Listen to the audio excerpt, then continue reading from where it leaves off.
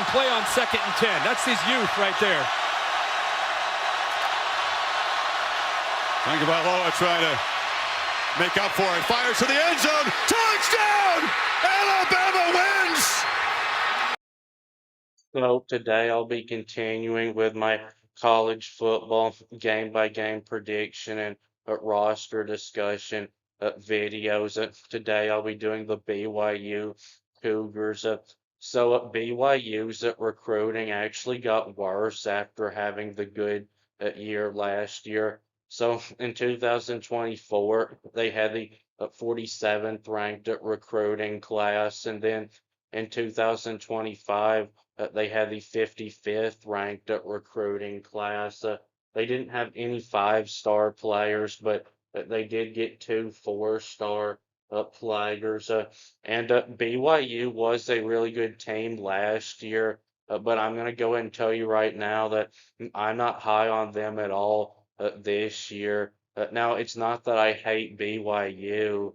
Now, I don't like that Mormon stuff of theirs, but it's not like I wake up on Saturday mornings in the fall and I'm like, I sure hope BYU loses.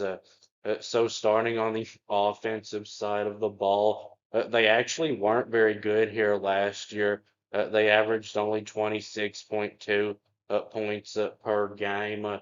And I think they're going to be worse than that this year because their quarterback, Jake Redsloff, left them a couple of weeks ago. And uh, it was because he was going to have to be suspended for 7 games if he stayed at BYU. So he actually transferred to Tulane yesterday.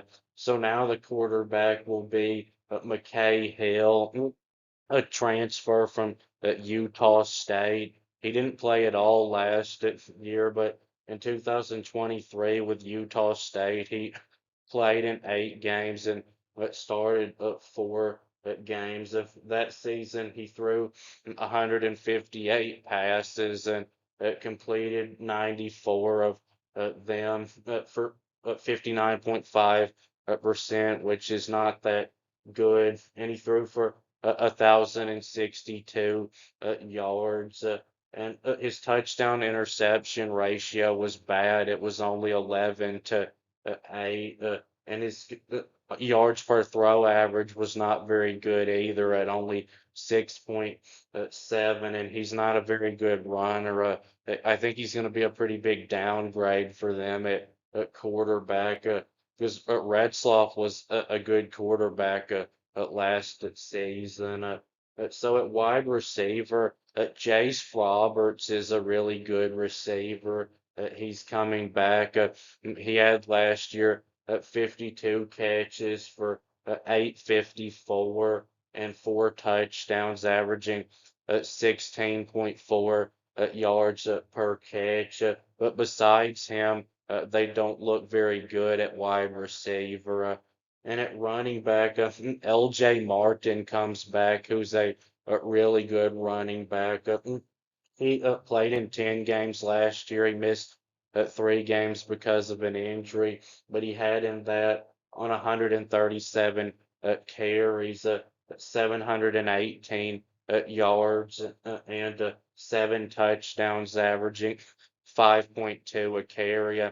Here's a clip of a touchdown run by him. Of 10 or more yards, UCF 9 plays on offense total. It's Martin up the middle. He runs with avarice. So on the offensive line, they were good here last year. They only allowed 18 sacks all season, and there's going to be a step back here. I think they only have 1 full-time starter coming back. Now they do have 2 other offensive linemen with starting experience coming back, and they did bring in 2 transfers, so I still think they'll be okay here. So now on the defensive side, they were very good here last year. They only gave up on average at 19.1 points per game. Defense was really how BYU was so good last year, and there's going to be a pretty big step back, I think, here too this year. So on the defensive line, they lose all four starters, including Tyler Batty, who there's no replacement for. He was just too good of a player to expect to get the same from his replacement. And they did bring in, though, a transfer defensive lineman from Utah, Kane Tanavase, or whatever his name is. He's played in 24 college games and started at 19 college games. In 2023, he had 27 tackles and 2 sacks and a forced fumble. And then in 2024, he only played in 7 games because of an injury, but he had a 17 tackles and a sack and 4 pass breakups. He's a good player. And at linebacker, they do have 2 good ones coming back, Isaiah Glasker and Jack Kelly. So Glasker last year had 70 tackles and 3.5 sacks and 3 interceptions, 1 for a touchdown, and 4 pass breakups and a forced fumble and 6 total quarterback pressures. And Kelly had 51 tackles and 5 sacks and 27 total quarterback pressures and 2 forced fumbles and an interception and a pass breakup. Here's a clip of a good play by Jack Kelly. When I'm in the gun, I got to make sure I'm handling the gun snap first. Good kick by Rico. It takes an SMU bounce. It hit someone. It looked like it hit a Mustang. It hit Crossley, and BYU has it. So in the secondary, they were really good here last year, and they're going to take a pretty big step back, I think, because they lose both starting cornerbacks, and they do return one of 2 starting safeties, and he's a good player, Tanner Wall, who had last season 53 tackles and an interception and a pass breakup. I mean, 3 interceptions and a pass breakup, but they didn't add any players in the portal in the secondary. So now for the game-by-game predictions, starting with Portland State. This will be a big blowout win for BYU. They'll get to put in their second string at halftime in this one. And now at Stanford, this one will probably be a pretty close game, but Stanford's a terrible team, and BYU, I still think it has enough to win this one, especially playing at home. And now on the road at East Carolina, this is a losable game for BYU. East Carolina is a decent group of 5 team, and they can beat the bad Power 4 teams. And I think that this will be a close game. And BYU, though, I still think has enough to get this win. And now on the road at Colorado. So even though Retzloff has left BYU, I still think that BYU is going to beat Colorado because even though Colorado may now have an advantage passing over BYU, BYU's offensive line is still better than Colorado's defensive line. I think they'll win the battle, and that and LJ Martin will be able to run well in this game. And Colorado's offensive line is so bad that it won't even matter that BYU has a completely new defensive line because it's such a bad offensive line for Colorado that you wouldn't even know if their running backs are any good or not. So now West Virginia. This one's gonna be close. I like West Virginia's running backs, but their offensive line is not gonna be very good. I don't think. BYU's, I still think, got a better offensive line than West Virginia does, and West Virginia is gonna have a new unproven quarterback like BYU will, and West Virginia's defense is pretty much just a bunch of transfers. I don't think it's going to be very good this season. And with the game being at home, I still think BYU has enough to get this win. And now on the road at Arizona. So BYU, I still think is going to be able to run better than Arizona because Arizona's offensive line is terrible. BYU's is still better than theirs is, but Arizona I think is going to have an advantage passing over BYU, and Arizona's defense I'm not high on at all. Their defensive line is not very good, and BYU's linebackers, I think, are better than theirs. But I do like their safeties.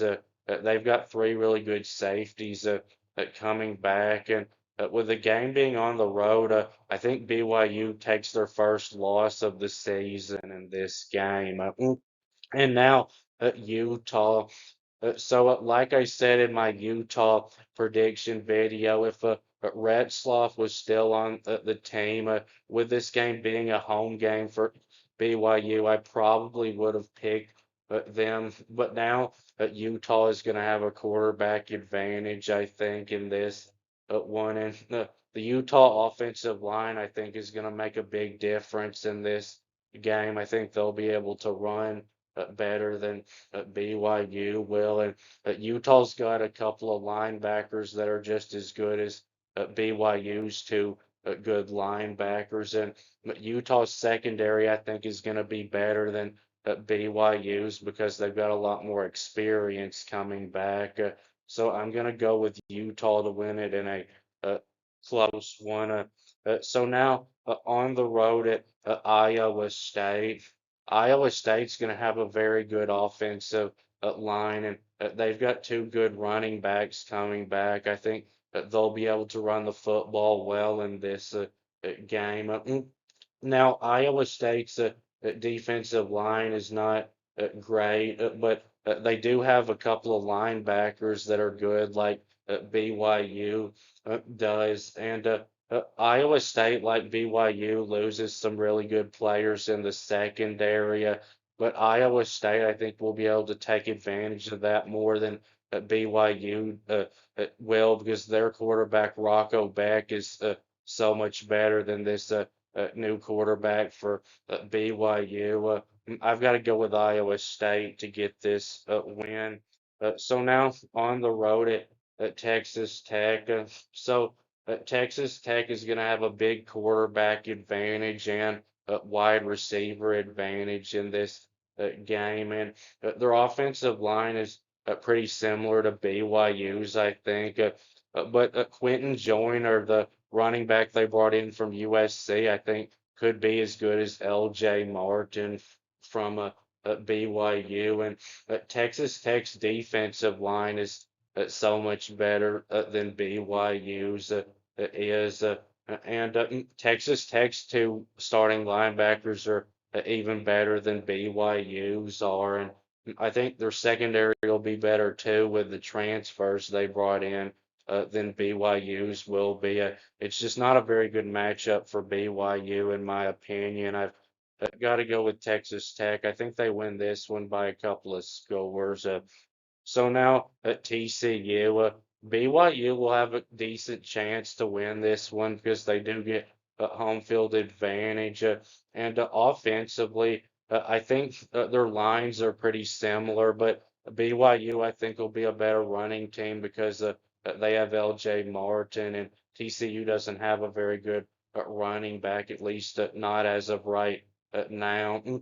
Now at TCU, though, is going to be a much better passing team than BYU is going to be. And defensively, TCU's defensive line is not very good, but they do have a couple of linebackers that are good, like BYU has got.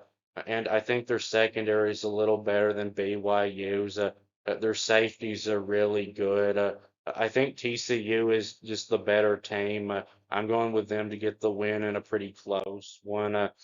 So now on the road at Cincinnati. So I've made it pretty clear in other videos that I don't think Cincinnati's a very good team, but I don't think they're a terrible team.